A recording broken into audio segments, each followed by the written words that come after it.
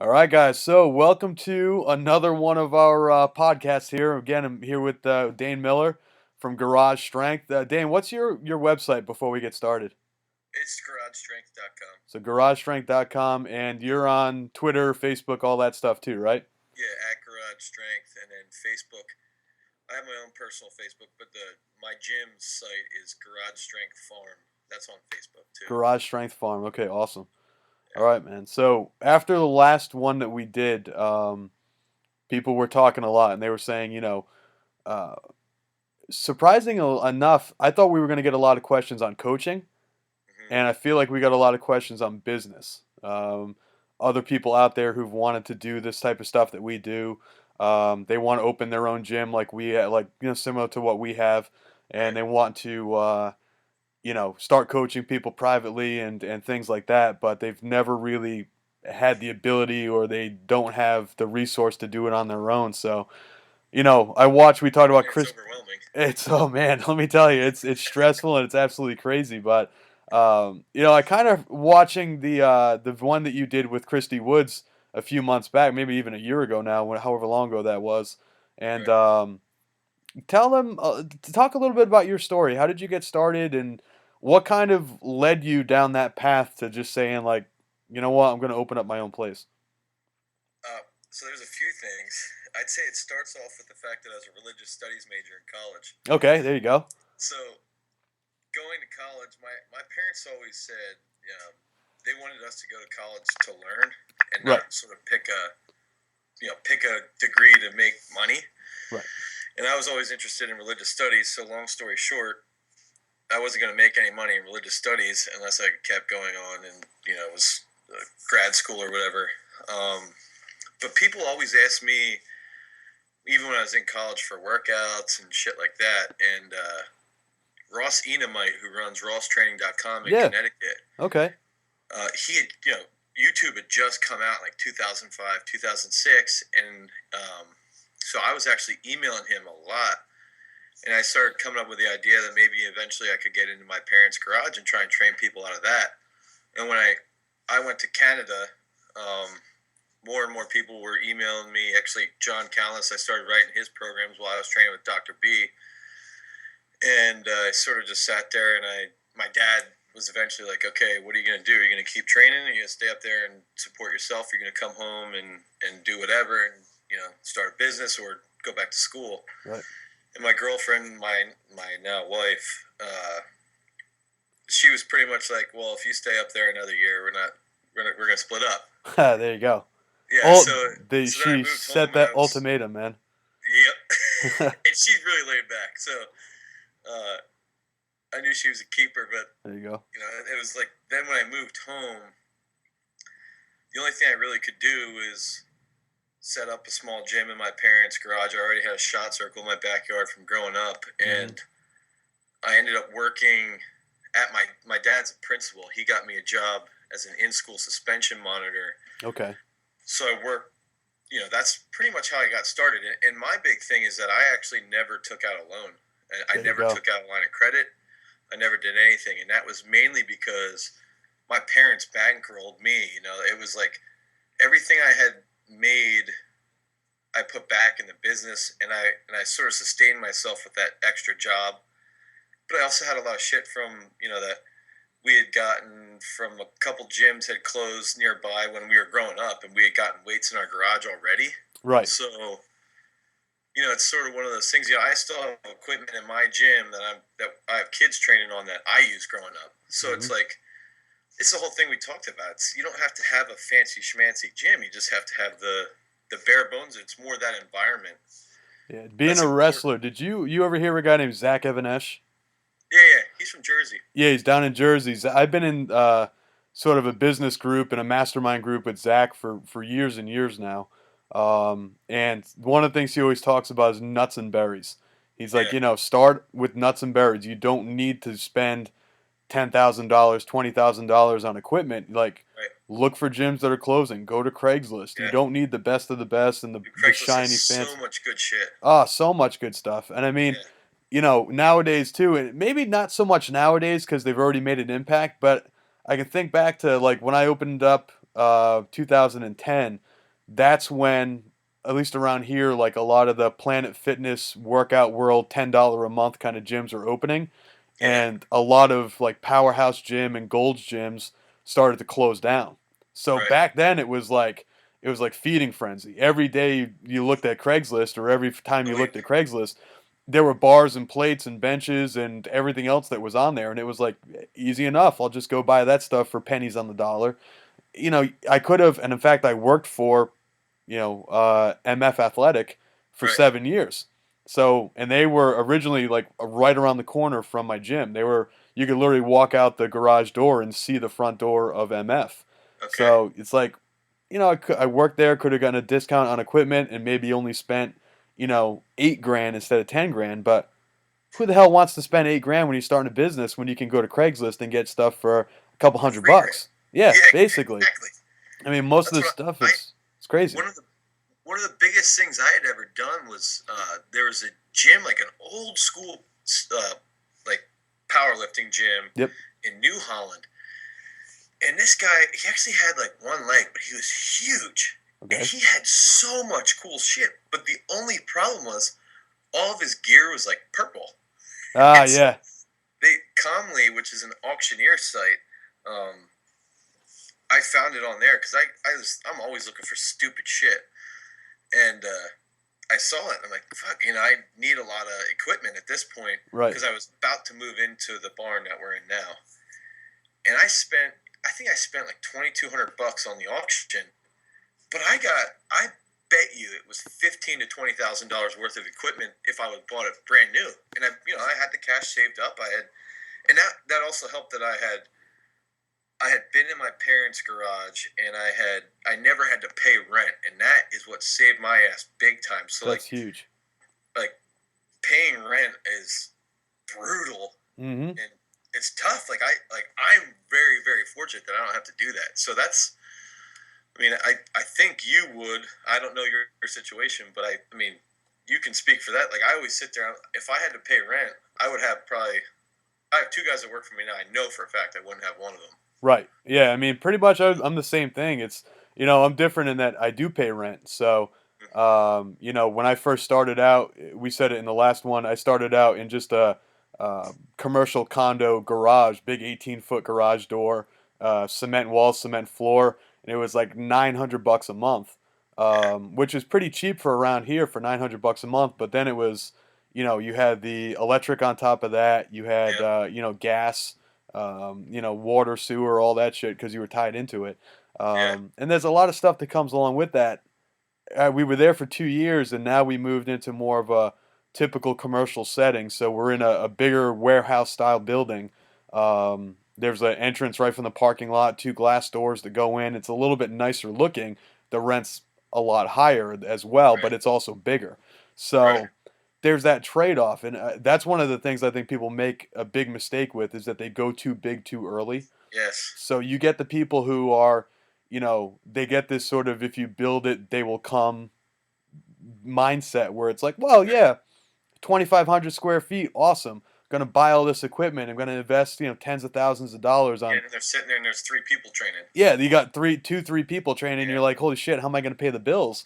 And that's why a lot of these places go out of business so quickly. yes, Um, the other thing too, I think, is like when I first started out, I was absolutely insane. Like there was, fear for me is a huge motivator, and yes, I was scared shitless when I went into yeah, business because, I mean, literally, my story is a little bit different in that I started out more sort of in the trenches, so to speak, where, I got out of college at 22. you Um, were in your comfort zone and you left it. Dude, you want to talk about leaving it, man? Comfort zone, nothing. It was like I was living the life. Like I still think back, the reason why I left MF when I was working there is just it's such a nutty story because we've got like, I was there in 2002.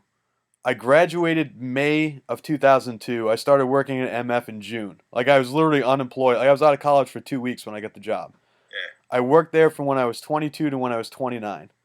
And then I got the opportunity to buy an already existing gym. It was a kettlebell gym, and the guy was starting to franchise around the country and try to open up these kettlebell gyms, and I bought his original gym, and Okay. then totally got fucked out of the deal because he opened another gym without letting me know, like 2.7 miles down the Oh road. my god. Yeah, which is where like most of my clients lived in that town. Like he started in that town, moved to where I was, and then reopened another one back in that town. That sucks. So it was just like, and there was nothing in the literature of the contract that we Who's signed. this guy?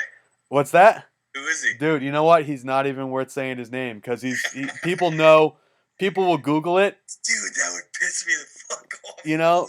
Shit. No, but yeah, but people. Oh, I was fired, and at that point, I was like, "Fuck it, I'm done." Yeah. The fitness industry's done. I started take. I was a criminal justice major in college, so I started taking Okay. police tests. I was 29. My Okay. wife was 3 months pregnant at the time, with our first son. So I was like, "Holy shit, what am I gonna do?" Started taking police tests and got tired of doing that after a while, and then finally, literally, like my son was born, cut the cord, put him on the scale, and then handed him to my wife, and I was like, I'm opening up at my own gym. And she was like, go for it. Yeah, that's And good. at that point, it's like, I've got like a couple $1,000 in my bank account, um, a house, a new baby, a wife. Well, luckily, she had, a job that had health insurance and stuff like that. She Right. works at a college locally. But it was like, what am I going to do? And I started buying equipment on Craigslist and putting it in my home garage just Right. as storage. Um, and then I bought the commercial condo. I rented that and literally put all the shit in there, moved all the shit in there, and I didn't have one client. Zero. Yeah, it's like, It's I think that, like you said, fear and that's a huge motivator because it's like it's like your son was born and that's like your main priority is taking care of him yep. and your wife obviously, and that's like something that like when people talk shit on me, I really use that as a motivator. That they're not just talking shit on me; they're talking shit on my son, who's 3 years old. They're talking Yep. shit on my wife, who is an awesome person, Yep. and they're attacking my livelihood that takes care of our family together. And that's That's what I right. think. The whole fear thing, um, for me, is a huge motivator because that's like, I don't ever want to have to work a job that I'm not in control. I don't want to ever have to Mhm. have, you know, leaving the realm that I created. That I've used my own ingenuity and creativity to become an entrepreneur, and so have Mhm. you. And that's what I think. That's one thing that the fear of losing that ability to be creative on a regular basis, as even just in training or just to entertain yourself or to Right. entertain your clients or whatever, to not even just make them better athletes, but to make it a fun environment. So that's like my fear is like losing that, right? So Mhm. it's like, and it's a huge motivator to be successful. Yeah. I mean, could you at this point ever have a boss telling you what to do? Uh, Maybe if it was like my wife. There you go.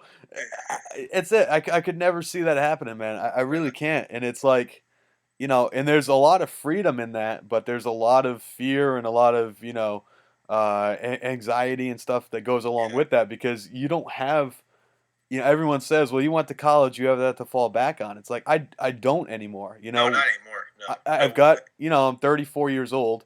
Usually the cutoff point when you get into any type of law enforcement is Yeah, 30. So I'm yeah. done. It's like I can't do that shit anymore. Yeah, my brother's the same boat. He was an aerospace engineer, Fuck. literally, and now he's a farmer. And he said, my dad said, like you could always fall back on your degree. And he's like, no, once you're out of the field for 4 or 5 years, you're Yep. toast. Done. And that's how I think that's how it is for everything. Yep. And that's like, I don't know. It's one of those things where it's just. I mean, I'm actually anxious now thinking about not having, the gym. Yep. And another motivating thing for me is that I'm gonna fucking prove people wrong. Like people Yeah. laughed in my face Yep. when I told them I was gonna train people out of my parents' garage. And That's I'm it. sure they did the same shit with you. Oh, you're storing stuff in your parents' house or your house. That Yep. was my parents' house. you're storing stuff in the garage while while your baby's crying. That's so selfish. Blah blah blah. Mm-hmm. And people said that stuff about me. I can't believe you're just going to take advantage of your parents' garage. And the funny thing is, my parents wanted me to always do whatever I wanted to do. That's Right. how they brought me up. Yep. And that's another motivating factor is like, I know it sounds sick and it's not healthy, but I love fucking proving people wrong. I Yeah, love it's showing great. people that this stuff can happen. And it's not necessarily a great thing, but I think it is because it's like so many people are naysayers and they're so complacent and they're satisfied being complacent. Mm-hmm. And I don't think that that's how society should be. And it's like one of those things where that's why guys like us are constantly busting our ass to be successful, to sort of, for our own satisfaction and to prove other people wrong. That's it. And I think that's, when we talk about other people who sent emails and left comments underneath the video saying, it's motivating for them to watch us talk because they've thought about doing this before and they've wanted to open a gym like us and train throwers like we're doing. Right. I mean, I think that's one of the big things is that you don't have, you know, you don't well for the most part I guess you kind of hit the nail on the head when you said that proving people wrong is awesome, but eventually it goes from proving people wrong. Now that you've been in this for a couple of years and I've been in this for a couple of years, you go from proving people wrong to now having the ability for other people to believe that they can do it Exactly. too. Yeah. So you go from proving people wrong and being like, yeah, fuck you, I did it. Mm-hmm. Like you said it couldn't be done and I'm doing it, and now other people can look at guys like you and guys like me and say, hey, if they can do it, maybe I can do it. And we Exactly. certainly, like, I don't think we were some type of innovative people to say, hey, we're going to open up a gym. I mean, people have been opening up gyms for hundreds of years. But we had Um, balls. yeah, it's like you just need to have the balls to take that first step. And Yes. That's the big part that everybody's so scared of is that it's that first, it's stepping into the unknown and not know. Yeah. Sitting there going, what am I going to do next? right. And dude, I guarantee you still do this every day. You're sitting there going, okay, what's next? Now, what do I have to do to improve my gym? Like right now, we've just built a wall to cover the one door with insulation so that it doesn't get so cold in the fucking barn. It's like, Exactly.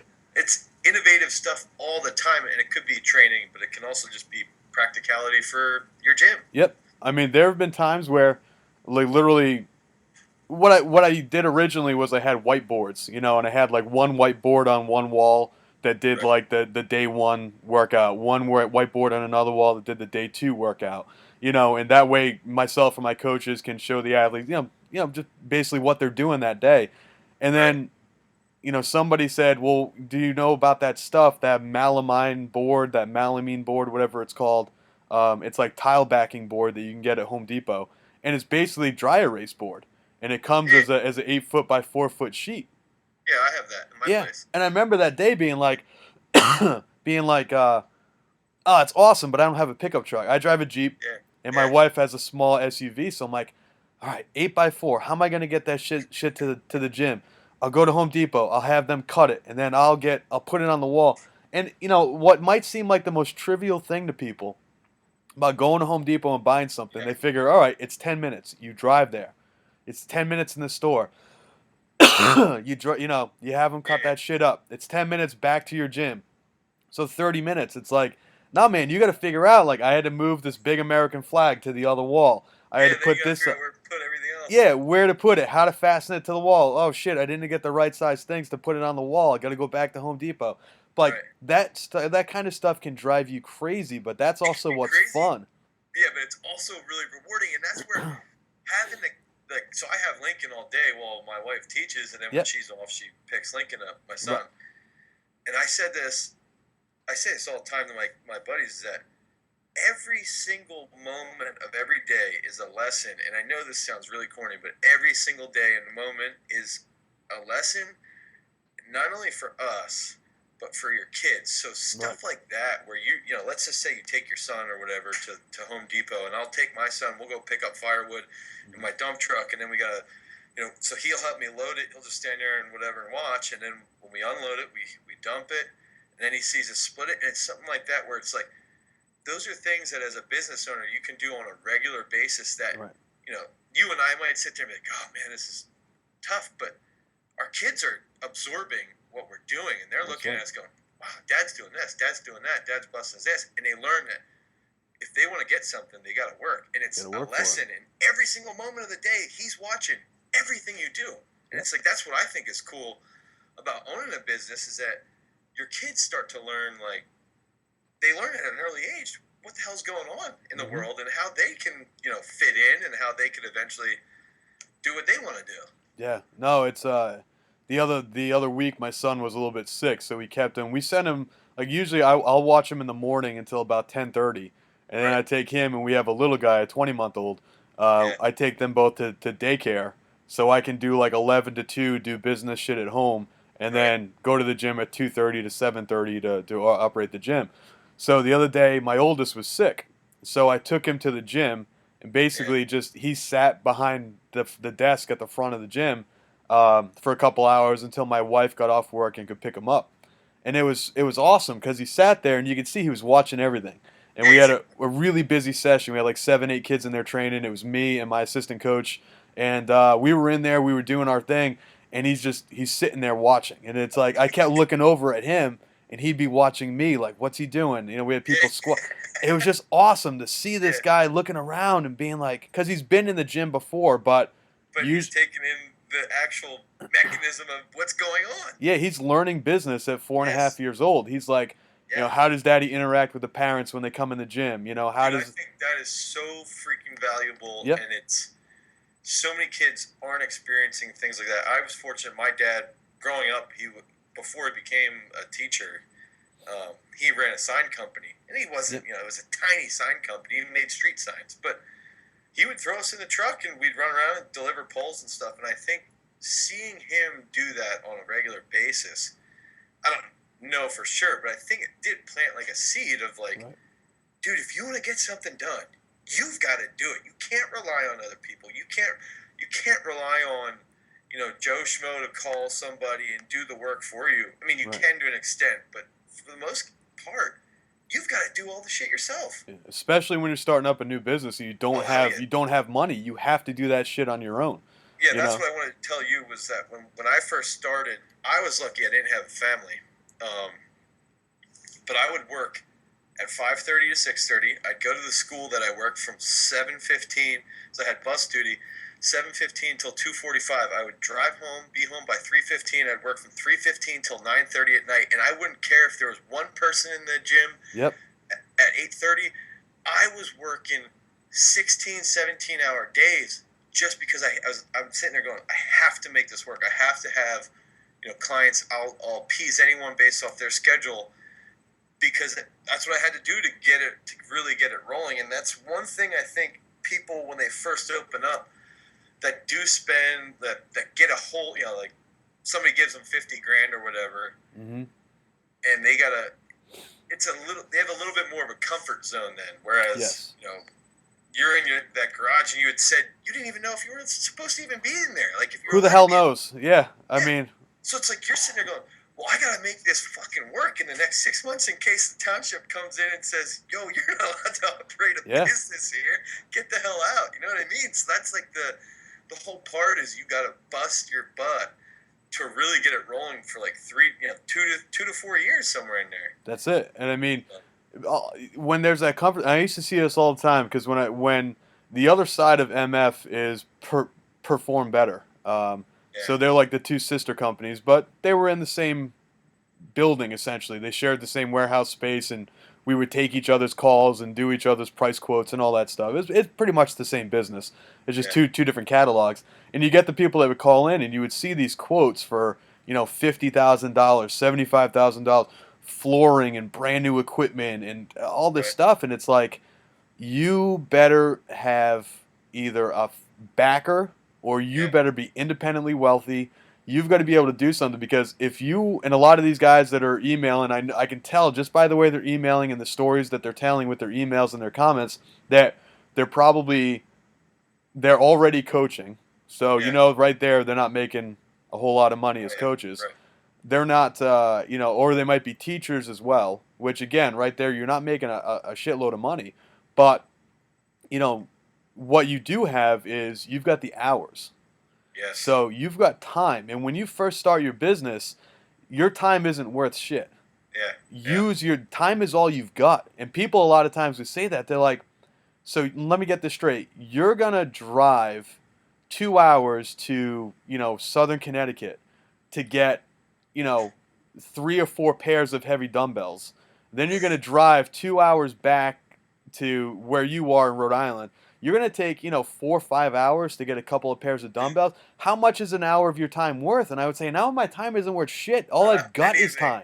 Yeah. That's all I've got. So if by going to, a 2 hour drive to get, 100-pound dumbbells and 90-pound dumbbells to say Right. that we've got them, but, Right. Planet Fitness doesn't have them and your high school gym doesn't have them, but Right. we've got heavy shit so big, strong people can train here, then it's worth it. It's Yeah. worth the 5 hours out of my day. I got Now, one to top that story. yeah, I gotta. So we have dumbbells up to 125. We had them up to 125. yep, Well, we still do. And a guy who worked for me, he's actually from Connecticut. Or he's from Massachusetts. I said, Dan, I always look on Craigslist on the East Coast. I said, there's 150s, there's 160s, and there's 140s. yep, In Oneonta to New York. It's 8 hours away. oh yeah, I'll pay your gas. I'll give you $100, and it was literally the guy was asking like $150 for all of them.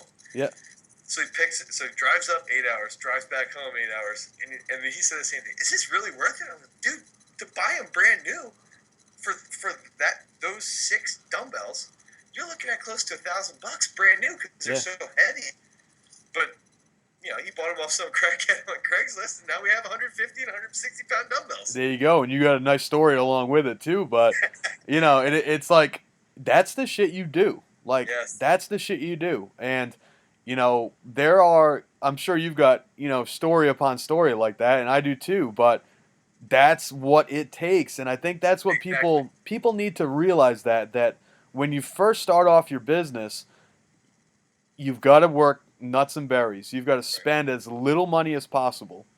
Yep. And you've got to, the big thing you need to do is go out and get people. You have to actively go out and search out people. Those people that you're getting that would come to your gym in a commercial condo or my parents' gym in a little tiny garage. Yep. That's 800 square feet. Those are the types of people that you want to build your clientele around too, because they're not the same type of people that are going to go to Planet Fitness. Right. So you're building this core foundation, this community of clients that are badasses. They recognize that you have something to offer that no one else does. Right. And they're going to go into this commercial condo. It's a really strange looking place. It's got a really big door. It's a little creepy. But you know what? They got results. And then, that core group of people is what develops the whole community based around the gym and the environment in the gym. And that's what's cool is that, having a gym in my parents' garage when there's just farmland all around and it's in a weird place, like, I get a lot of strange people, but it's all strange people who want to bust their ass. And that's what creates a good training environment. And I know it sounds weird, but that's like the cool thing about having, it's like a fringe group, but it really attracts people because you get success from it. Yeah. I mean, that's it. Training environment is one of those things too where, I remember before I owned either gym, the old kettlebell gym that I bought, when I was just working and, behind a desk, I went from a powerhouse gym, which was sort of more of the more hardcore of the commercial gyms around here, Right. to this place called Ocean State Gym, which is down the road. And Ocean State Gym was a powerlifter gym, like dirty, grungy, nasty gym. And I remember back then, I mean, even now, like I'm tall and lanky. Like I don't have, I'm 230 something pounds, but I'm pretty thin. I'm like stick thin. So my squat numbers always sucked. Like my squat is fucking terrible. I could almost overhead press more than I could squat when I was in college. God, that's awful. So it's awful, man. I got it's a long way down and a long way up. It's awful. Yeah. But I remember the first day walking into this gym, And my friend who, a guy I used to compete against was like, he's the one who invited me in there. And he went to Olympic trials in the hammer and, did really well. And he's like, yeah, you come in here and train. And the first day, the gym owner was like, oh, what are you doing today? And I said, I'm squatting. He's like, all right, you're going to work with those guys. And I was like, I just want to squat. And he's like, yeah, but they're squatting over there too. You're going to work with those guys. And I was like, okay. And these guys were all like warming up with like 225 pounds. Yeah. And my warm up is usually like 135. Like I'd work up to like 225. That would be like a nice moderate set of like 5 or 6 or something. Right. And these guys are like jumping off the ground with it. But that day, I remember, I think my max squat at the time was probably only like 335, 345. And Yeah. that day I squatted, I think, 365 for 4. Yeah, Because it's like, everything blows up. and I'll never forget that. I'll never forget walking out 315 and like that mental barrier, like working with your athletes, like when it's 225 on the bench, 315 on the squat, 405. When the bigger plate gets added onto the end, it's a mental block. So Yeah. I'll never forget like thinking like the guys were saying like, all right, we're gonna do like 5-6 sets, and on like it was like the fourth set, I had 315 on the bar. And I was like, holy shit, how am I going to do this on my fourth set? I'm supposed to get like 6 reps on this, like 4 to 6 reps on this thing. And I've never done it with 6 reps with 315 in my life. But when you've got a training environment like that, you've got bigger, stronger guys like that, you step up your game. And you're like, holy shit, I got to hit this. And your adrenaline starts pumping, and it happens all the time. But that's the big thing. Training environment. You got to make sure the right people are coming in your gym. You're going to make sure that the people that are in there are people that their current members want to train with. And you can't be afraid to tell people no. And that's the hardest thing to do as a new owner, as a business owner, is to turn away money. But you've got to do that because in the long run, it's going to really benefit your gym and benefit your training environment. For me, I haven't necessarily turned someone away yet, but it's with my aggressive nature, I can sort of push people out. Yep. Because they don't want to. I push them and push them and push them, and I'm overly aggressive, and I'm screaming at them, and I want everybody to get moving, and those people fizzle out within a week or two. Right. But I always say to the guy who works for me, my goal is to get to the point where if somebody comes in who doesn't want to train and who's dragging everybody down, that's the best part about being in a private place is I can say, dude, I don't want you're not giving me effort. I'm giving you everything I have. I'm giving you a ton of effort, and you're not giving me anything back. Like, get out of here. Yeah. Now, do you think, too, now taking this back to the track and field world, throwers, at least around here, a lot of times they get introduced to throwing because the other coaches are like, you're not fast enough to be a sprinter, go throw. Or like, you're too big to be a distance runner, go throw. Do you think if coaches had that same mentality where coaches could say, listen, like around here, track is a non-cut sport. Like you can't cut people on track. Yeah. But do you think if it's a thing where coaches were able to say like, look, last week we had 5 days of practice. You showed up 3 times. You had no excuse for the 2 times you didn't show up. You half-ass it here. You distract the other people when you're here. Everybody else is throwing 3-4 times to your 1. You're too busy talking, blah, blah, blah. Yeah. You don't belong here, get out. Yes. Do you think that would make track stronger? Do you think that would make better throwers?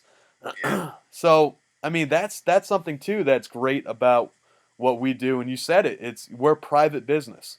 If you're not working out, there's the door.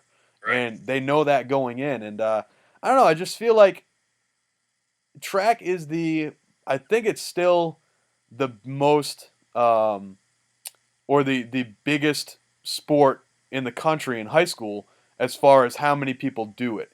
For guys and girls, 2 big teams typically. You got 40 people on a team or whatever it is. The problem is, if there's 50 kids on a team, there might be 15 that take it seriously. Exactly.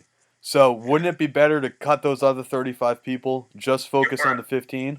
Or at least cut 15 of the end, and what happens is when you cut the dead weight off, those people in the middle, they get skewed and they start coming to the people that are busting their ass. Right. Whereas when the dead weight's hanging on, they tend to get sucked back into them. Yep. I You know know, it's one of those I, things. People need to realize that you got to be able yes, to. Maybe yep, you can't necessarily cut your kids, but you can just kind of tell them like, hey, you're wasting people's time. You talk way yeah, too you're not going to be much. good. Whatever. You're too lazy. You're not giving us enough. That's my whole thing. Is it's like when people come and train with me, it's always about I'm giving you effort. I research this stuff. I read all the time, and I'm giving you my energy to make you better, and I expect you to give me your energy to make yourself better. So it's like one of those things that, and I don't know how people can coach like without that attitude. Yeah. That's the whole point of coaching is so like that's my thing, and you've got to think that way for your own gym. If you're if you're doing a startup, you've got to sit there and go, dude, I got to give every single person balls out, Yep. every single person, and that's one thing that I do a pretty good job myself is that I've always looked at every single person.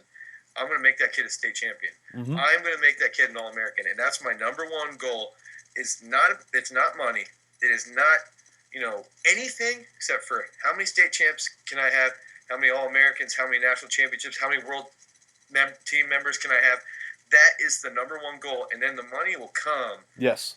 because you're providing a service. The money will come if you're successful and you're providing a good service. If you're worried about the money, you're not going to provide that service. Yeah. And that's the whole thing is you've got to sit there and look at every single kid that walks in that door. I can make him a state champion or her a state champion, but that's only if she or he reciprocates the energy that you're giving them. Right. And it's going to be that way. And it's funny you touch on that too, because that's one of the things that I struggled with originally when I started, because coming from the business side of things, it was always about like, okay, your membership's due today. You need to pay Yeah, me. And eventually it became more about, you know what, if you're a day or two late bringing in a check, or if your credit card doesn't go through and you've just forgot to tell me that your card expired or whatever, like I'm right. not going to lose sleep over that shit anymore. I'm not Yeah. going to be like, oh, and get, because then I lose focus on the On, athletes. yeah, and on other people, then that bugs you, and you're sitting there letting it eat you up. Hmm. And there's four other people that have paid you on time, and they're not getting as much out of you as they might be used to. That's it. And you have to focus on your athletes. I mean, Yeah, you said it best the other day. You've never advertised. You do most of yours is word of mouth. yeah, People hear about you from friends, or friends might bring in a friend off the street and say, hey, you got to start training at this place. It's awesome. And that's we work the same way. We don't advertise any traditional advertising. We have a right. Facebook page and a Yeah, Twitter page, that's and different. yeah, that's just that untraditional social media stuff. Right. And it's one of those things where people will understand the right type of people to bring to you. And we Yes. always say that we give like a referral percentage off. So if you refer somebody, you get a percentage off your next month's payment. And Yeah. but I tell people, I say, look, you know the type of athlete that should be training here. You Right. know the type of person you want to work out with. So if you're gonna introduce us to one of your teammates or to one of your friends, even to your little brother or your little sister or whoever, you got to Make make sure sure they're that not. they're the right people. It's got to Yeah. be the right type of Yeah. person. Yep. But no, man, I think that's good. I think this is some of the stuff that people don't realize. If they Yeah, do there's want to a go lot into of this shit that goes business, into it. yeah, there's a ton of stuff like this behind the scenes stuff. It's not Yeah. all you Well, know. I'll go to meets at gyms like let's say a weightlifting meet gym, a place that's built like yours, and the first thing I'm sitting there going, I see the heaters up on the wall. Yep. And I wonder how much they cost a month. And I take everything in that's in the place because I sort of try and factor in because sometimes it is better to rent because you have less shit you have to deal with. Right. Um, so that's like one thing that I don't know if people think that way, but they need if they want to start a gym, they really have to take into consideration everything. But then they can't get overwhelmed by it. They have to sit there and say, you know what, Matt and Dane and Ross Enamite started his place in his house. It's the same thing. It's like Yeah. how can all these guys do it, but this is so overwhelming. Well, you can do it too. Anybody can do it. It's Yeah. just you've got to put out that effort, and you learn a lot about yourself, and then you learn a lot about the lessons that you want to pass on to your children through that business Yep. and everything else, and pass on to your athletes too and your clients. Yeah, and it's worth it, man. I mean, Yeah, I look back now. I do my taxes every year, and it's like, you think back to how much, like I was making a lot more money in the business salesman world than I am right now. yeah, But you know what? I'm a hell of a lot happier now as well. yes, And I think I wouldn't be as happy as I am now had I focused solely on the money. And yeah, a lot of people will do that, and they get to the point where if you start your business in debt, or if you start, and I was in debt when I started my business because I was unemployed and had a business that failed before. you Uh, bum. what's that? Ah, begging, Um, begging for change, fucking jingle, jingle, But but you do. You look back at it and you're like, I wouldn't have it any other way. that's the thing. It's And like, it's balls. It's like yeah, you've got to have the balls to start that. But for the coaches and for the teachers out there that want to do this, I think if they're willing to put in the effort, they've got probably the best um, the best chance of making it because they're in front of kids all day long. all the time. Yeah, All the time. And I look back too and I think, that would have been in this state. We have our interscholastic league has rules about working with athletes during the off season and sort of like a no touch policy where you can't work with them for a certain amount of time after the season or before the season. Um, so I often think like it would have been probably the ultimate. I probably would have been divorced and not have any kids, but it probably would have been the ultimate thing if I was a teacher and then yeah, after school owned my own gym yeah, because you could advertise, so to speak, and let the athletes know. You would be friendly with the other teachers who were coaches, and then yep, people would know, like, Mr. Ellis, the history teacher or whoever, Mr. right. Ellis owns a gym, and you've got a couple hundred kids in the high school that you work at who could come train at your gym. But And he's again, trained 10 state champions. It's yeah, like, right at your plate. But then yeah, again, you're working from 7 in the morning when you get to school, or 6:30 in the morning when you get to school, till 7:30, 8:30 at night. Do people want to do that? And it's right, about that effort. Yeah, are people going to put in the effort to make that a successful thing? Are people who have families, can they sacrifice not seeing their kids as much as they do? right. Can they sacrifice not seeing their wife or working on the weekends? Right. Yeah, that's the big thing that pisses me off is when guys will talk trash on me, and I'm sitting there going, "Dude, I don't work for the school. When Yep. I go to track meets on Saturdays and I'm gone all day, no one's paying me. I'm Yeah. just going to support the kids. Yep. When I'm going to watch wrestling tournaments all day, no one's paying me. I'm like you guys. Like, no one's paying for my gas. No one's paying for my food. That's No it. one's paying for that time. And that's the thing where that's like the hidden part of the gym that you have to really, really appreciate seeing success and going and supporting. Like this weekend, I drove up to Bloom and I saw the one kid I trained. They won their second round of the Division II NCAA football playoffs, and it's like I like doing that because that kid has supported me for 3 years. He's Yep. come to the gym for 3 years. He's done absolutely everything I've ever asked him to do, and now the next year he might be an All-American, and he might freaking win a national title at the Division II level for football. Yeah, and it's worth it, and you don't mind doing it. Right. You have to maybe you develop that mindset over time as a business owner or as a coach, but you don't mind doing it. It's like your own kids, like you don't Right. mind. Like I hate going to the doctor. Like Right. it's such bullshit to me to go to the doctor, and it's like when it's so annoying when a doctor's appointment pops up, or like the dentist, you're like, oh, Yeah. fuck, it's right in the middle of the day. It's like shit. But when it's your kids, Oh yeah. you don't mind doing it. Okay, I'll take him. Yeah, it's the same thing with your athletes. It's like well, like for example, our New England championship meet this past year was about an hour and a half, hour and 20 minutes away from where I live, and a lot of coaches, like the athletes that I work with, one of the athletes here is our state champ, and like his coach wasn't there. Yeah. And I was like, dude, where's your coach? And he was like, he wasn't coming. And I was like, that's fucking bullshit. Like, Yeah, how do you that's not show up? Like, yeah, it's a far drive, and especially around here, dude. When you can get from one end of the state to the other in an hour, an hour. like Yeah. when you drive an hour and a half or whatever it is, like that's a long drive. People will pack a lunch. You know what I mean? And so it's like, but you do that and you don't mind doing it. Yeah. You don't mind going to see this stuff. And if I think that's a big lesson is if you can look at yourself as someone who potentially wants to open up a gym or potentially wants to coach privately, if you can't see yourself doing that, this Then don't probably do it. isn't the business for you to get Yeah. into. It's that this I isn't agree. the thing for you to do. Yeah. You know, but dude, what what would you say has probably been the biggest thing over the course of the years to build your business, to get word out about what you do? Because we're in a very niche business Yeah. where it's not like Planet Fitness where we can advertise on the radio and, there's 30, 40, 50,000 people that might hear that radio ad and say, hey, I could do Planet Fitness.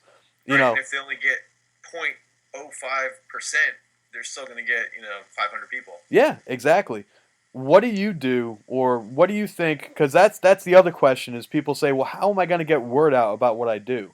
What have been Um, some things that have worked well for you? I know besides like other people talking about it. Like, do you ever go to schools, or do you ever? I well, when I first started, I did a health fair. I did two of them actually, but the one health fair I think I got three teachers out of. No, I got three teachers and the one teacher's friend, Okay. and I did that health fair. That was like the first. I mean, this is 2009 in the spring, Yep. and that's when I went from three clients, and I got them, and it got to me to like 10 clients, and all of a sudden it went from like 10 clients to 25, and then that's when it started rolling. So I think that helps because you can speak in front of people and they know you're not retarded. Yep. But I think I actually think going to meets, and I had Amanda, and I actually had another kid, Trevor, that I didn't mention that through 56, and he's a two-time All-American in college. He was pissed I didn't mention him last week in our podcast. Sorry, Trevor. Wait, what is his name? What's his Trevor full? Stutzman. Trevor Stutzman. All right. So there, we said his name. So now everyone can go on Facebook and friend request Trevor Stutzman. There you Yeah, go.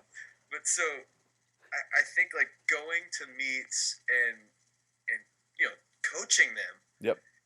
This is what's funny is that people look at you like, what's he saying? Like, what's he saying about that throw?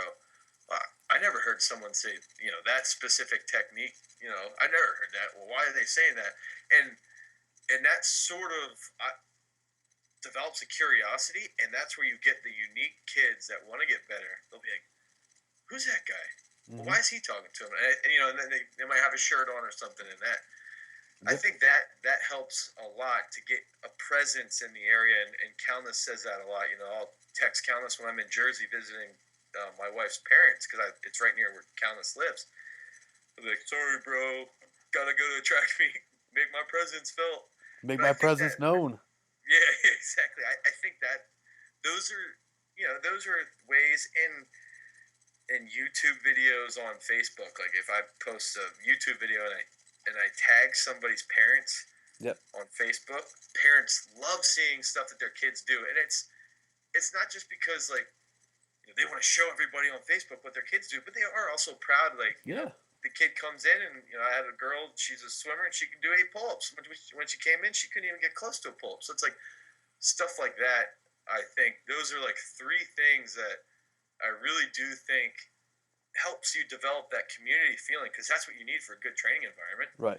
Every good training partner I've had has been a close friend of mine, and that's the whole thing with a unique gym like mine or your gym is that everybody becomes tight knit, and they know each other. They start to know each other. They get involved with each other's lives, and they get involved with each other's training, because training is an intimate thing. It's like you're getting into their life, into their their soul of who they are Right. to develop them, and you have to figure out what type of person they are to develop them. So it's really important to have that community feeling. That's it. And so, I mean, I think I'd say those are the three, big things I've done. I don't really know what else I haven't really done much else well as far It's as far working, as man. I mean, but that's it. I've tried some of the other stuff too, and yeah, it shit just it always fails. I mean, it never works out as well as just going to a track meet or going to, you know, uh, track camp or something right, along those lines, and just talking to the parents and talking to the athletes. And yeah, the YouTube videos have been great. That's something I started doing because I didn't have any clients, as we said. I yeah, just was like, fuck it, I'll do a video on throwing. And yeah. I never I wanted to think coach track and field ever again. You know? your videos, your instructional videos, I think are like that's something that I think is really good. That I tried to mimic, and I'm still doing like with my Dane's platform. I don't know if you've ever seen it, but like I tried to mimic you. Well, with what you were doing, I wasn't trying to steal your shit, but like Come I on, think Dane, you're that. trying to steal my shit, Dane. Copyright infringement. Yeah, but I think those are good too for clients, parents to look at them and be like, Yeah. or even the kids I train. It's funny because kids I'll train, I'll say shit to them all the time, and then they'll be like, "Yo, I watched the one Dane's platform on Who Do You Want to Be Remembered For? I love that video, bro. Yeah. Like, dude, so you watch my video and you listen to it, but then when I tell you in person, you won't listen to it. I had Because some when you're time on video, to you're an think about expert. it. That's Yeah, funny. Hey man, one last thing because we're running up on it. We've been talking for about this video is like 50 minutes already, so we've been talking for a while. I know we had plans to make these little 20-minute snippets, and then we just yeah, we're fucking start. failures. We just talk, which is good. And I'm sure people see that too, which is why they like these, is because we're not just like going off a script. We're just fucking talking. Yeah, yeah. Um, how did you figure out? Because this is the other question I get a lot from people who are wanting to do this. How did you figure out what to charge each month or what to charge each session or visit or something like that? Like, Oh fuck. yeah, Um, you don't have so to when I say how much you charge or anything like that, but just like how'd you I'll figure tell you that shit this. out? I'm so fucking cheap. It's unbelievable. But when I started, I was charging $25 a session. Okay, Okay. and I had like three people, and it just my area is not that it's like a poor area. It's just everybody's super fucking cheap. Yeah. And I was looking at things online on how people that are in like a high end market. So like this is actually who I looked at. It's called Weaver's Co-op. It's in Philadelphia, and it's in the Philadelphia area, but it's called a co-op, and I actually helped run a food co-op when I lived in Kamloops. Sweet. It was an organic food co-op, and we would bring in farmers that raised organic meats like beef, sheep, chicken, and stuff, and we would buy it all at wholesale and then sell it like dirt cheap to people who are part of our co-op who had bought into the co-op. Yeah. What do they call that? A CSA or a It's CSA, yeah, CSA? Yep. right. So I actually based my pricing off of CSA. So I said, okay, and this was 2008 or the beginning of 2009 is when I changed it. January 1st is when I changed it. So it was you had to pay me $250 for 6 months up front, Yep. or $400 for a year up front. So right away it pays for you to invest long term. That's And then cheap, dude. Well, but then there's a session fee each time. Oh, okay. All right. So that's the investment into the business is that 400 or that 250. You don't get that back if you don't show up.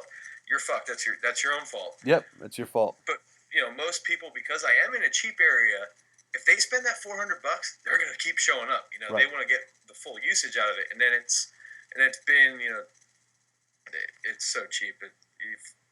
It's $10 a session to come train. Oh shit, dude. That's super cheap. That's Dude, I super have cheap. people who complain about that shit. I Yeah. have people who complain that I'm too expensive. I mean, that's one of the big things too. I think that's it. People see like the Planet Fitness $10 a month, and they see like the Gold's Gym $29 a month, and like the way that I did it, and it's funny because again, I guess this is just kind of the type of person I am. I started calling around to other gyms in the area, Yeah, and like I would call. Like I remember I called Gold's Gym, and I said, they were having a special at the time. It was like you sign up for a year, it's like $29 a month, but you have to pay for the year up front. So all right, there's $29 a month. Then I said, well, how much is a personal training session? yeah, And they said, well, personal training, I think it was like 40 or $50 a session. So I was like, all right. I knew in my head from working with Zach, I knew in my head that I wanted my athletes to come to the gym like 1 to 2 times a week when they were in season yeah. and 2 to 3 times a week when they were off season. Right. So I just said, I'm like, all right, let's do the math. I was like, if they come twice a week and Gold's Gym is charging $50 a month, that's like $400 a month plus like the $29 for the monthly fee. Yeah. I was just like, there's no way in hell anyone's gonna pay that. So, so I was like, all right, let's cut that in half. And I was like, let's just say we're half the price, so $225. And I Yeah. was like, No, and that's reasonable, and that there's a yeah, gym around here that charges that, and I think that's perfectly fucking yeah. reasonable. And I was like, I think people will fucking pay that. Then when they break it down, like I never gave them the option of paying for sessions up front, um, because then See, and I, I've thought about changing that where people have to pay at the beginning of the month, and yep. I've thought about that. I've gone back and forth. I've always done monthly, but sometimes I'll have them sign up for like 3 months at a time. Right? Uh, Yeah. a lot of people too, if they want to pay with cash or if they want to pay with check, I say, all right, you can pay with check, but you've got to pay for 3 months up front. Yeah. Or every so often we'll do like, if you pay for 6 months up front, we'll give you, instead of paying, $160 a month to come twice a week, you pay, $125. Right. Yeah. So we've Makes done stuff sense. like that, but I think that's kind of how I did it. There was no rhyme or reason. I just called around and said, "What are other gyms charging?" You Yeah, know? but that's what you got to do. You've really got to look into what everybody is charging in the area, Yep. and that's one thing where, um, and you've got to figure out the type of people you have in the area. Like I told you before, I told you that last week. Pennsylvania Dutch are extremely frugal when it Dutchies. comes to stuff like this. But it's funny because one kid, Jason Coon's mom's, one time she said to me, she goes, "Well, I spent in 4 years. She spent I'm almost positive it was like $4,400 in 4 years. Yeah. Because if you come 3 days a week, you only have to pay $30, and everything after that's free. So you can come 6 days a week, and you're only paying 30. $30. Damn, dude. Yeah, because that gets the kids in more, but it's only for kids, only for college and high school kids. Yep. But she said to me, she goes, "Well, I spent $4,400, $4,200 over a span of 4 years, and Jason's first year at Kansas State, he got a 40% scholarship, and that was all. It was like Paid for. $9,000. Yep. She's like, so I made that money back in a semester. She made the money back. Yeah. So she's like, I don't know why people think it's like outrageous to do this. Like, it's actually an investment. Like, That's people exactly save money it. for their kids to go to college, but they don't sit there and go, well, if we invest in this, they're learning life lessons and they're saving fucking money. So Yeah. it's like, and I've had a few kids, I mean, a whole bunch of kids that are like, dude, come in here, save my mom and dad, 55, 60 grand. Yeah. And that's it. You have to look at it as an investment, and, Yeah. and a lot of times I'll tell that to the parents too who are kind of on the fence, and it's like, especially with the throwers, because then you've got the coaching aspect of things. But, for the athletes who aren't throwers, I kind of have like a mental list of people who have earned partial scholarships. And, Right. this softball player signed with a Division I school when she was a junior. Right. Or, this wrestler went to this college and got this much of even if it's not money, like when I went to school, I went to Still a could get a division. grant or something. Yeah, you got a grant or you got like it helped you get into the school. I would say, I wouldn't have got into Penn State, Maine. I got into a satellite campus with Penn State, but they have 10 slots, Yep. and I threw 62 feet in high school. So they're like, okay, Dane, you wouldn't have gotten in, but here's a slot. Yep. So that's the thing is like, not that I'm a dumbass, but I wasn't studious enough in high school to actually get into Penn State, Maine, and that's the thing where some people like that's a big thing. So you go from instead of going to in Joe Schmo State School. Now you're going to Penn State, and you get a little bit better education, and that stuff pays off as well down the line. Yep, it's an investment in their future. That's exactly Yeah, what it is. It's yeah, exactly what it is. All right, man. Well, we've talked for quite a while here. We've gone yeah. for over an hour at this point. So this is going to be another lengthy podcast. But All right. yeah, dude, I think you know I like doing these though. I mean, I think Yeah, people really can appreciate sort of what's going on. It's sort of a chance for people to tap into our mind. It's not just watching a 5 minute YouTube video on how to do the yeah, glide or one of your Dane's platform videos. yeah. It's really, I think, good to see the mindset too of And coaches who have personality. done it and the personalities too of Yeah, coaches that have yeah. done it. And it's I think this is a good thing. I think this is a really good thing. Oh, I think so Um, too. yeah. Do you have anything going on? I know there are some people probably watching this who, that who never don't know who the hell I am, and people who are watching this through me who don't know who you are. So, do you have anything coming up or any stuff that's going on with your gym or with throwing? Is track starting up by you guys this week or? Yeah, yeah. This weekend's the first weekend of college track, so a Yep. bunch of my college kids are throwing this weekend, and then uh, next week I think is the first meet for the high school kids. I have one kid, Tanner Reichert. He's a weightlifter, Olympic weightlifter. He just left for Thailand today Sweet. to go to World University Games to represent USA weightlifting. So I have the American Open for weightlifting too. I have two kids. I have a girl who's a 48K. She's 14 and she's lifting Friday. And then I posted a video on Instagram of that kid who cleaned 400. Yeah. He's lifting on Saturday. So those are like the big things this weekend I have coming up. But the track stuff, it's funny because as the track gets closer, I mean, everybody's starting to train a lot. They're Yeah. a lot tighter when they're training. And so I'm really, really freaking excited for the season to start. And Yeah. I'm pretty sure that the high school kids I have are going to be throwing next weekend. Yeah. They probably have So, like little mini invites and stuff like that yeah, coming up. yeah. Yeah, dude. This is the exciting part. It's funny because in June I'm like so done with track. I want track Oh to be yeah, yeah, done. And then right around Halloween, I start to get that itch. Like, God, is it track season yet? Like, I want these yeah, kids to compete, and the kids start itching for it too. So, yeah. yeah, man, that's great, dude. I mean, I think let's keep doing these. We'll keep putting them out there for people. They seem to like them and everything. And Yeah, that's the thing. And post on Instagram or Twitter or whatever. Send us questions too, because I think that's cool. Like you had said a couple people had asked about the business stuff. I mean, dude, I think it's awesome that guys like Justin Rhodey, who's an Olympian, is sitting here listening to you and I bullshit about throwing, yep, and he's giving us ideas and feedback on, hey, you guys, this is a pretty cool thing. It's cool for the sport. Nobody has something like this. If we keep progressing it, it's gonna get more attention, and maybe eventually we'll have a lot more people that are interested in throwing. yeah. I want to apologize to Justin for the hour-long podcast. He's the one Yeah, who fuck said you. to make these things shorter, and we were like, yeah, that's a great idea. Let's make these 20 minutes. And now we're an hour and 10 minutes in. So, and He's right though. you and I were even like, we're gonna do this from 1 o'clock to 2 o'clock, and Yeah, it's yeah, quarter past two. So it's like shit. We just go. We just talk, man. That's great. yeah. So, All right, cool, man. Well, hey, let's end it right here. Um, it's garagestrength.com is your website. yeah. All right, cool, man. And the other thing we got to do too, Well, put in when your website. what's up? Put in your website. Well, here's the thing. This is what I'm gonna say. I think the next step is, when we said last week, I split my website into two because people just were getting Right. confused thinking I only did track. So elitethrowscoaching.com Okay. is the throws coaching website.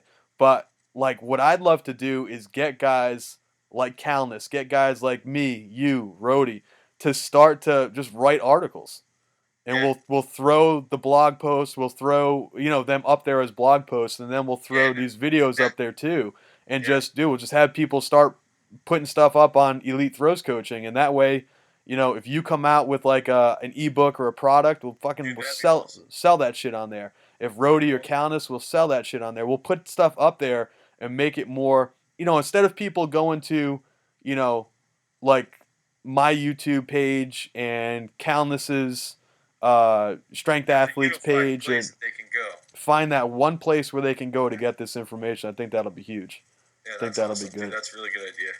All right, man. I'm gonna stop recording because All people right. are probably done hearing us talk. So let me figure out how to do this shit. Oh god, that's not good. All right, there we go. All right, everybody. Talk to you next week. All right.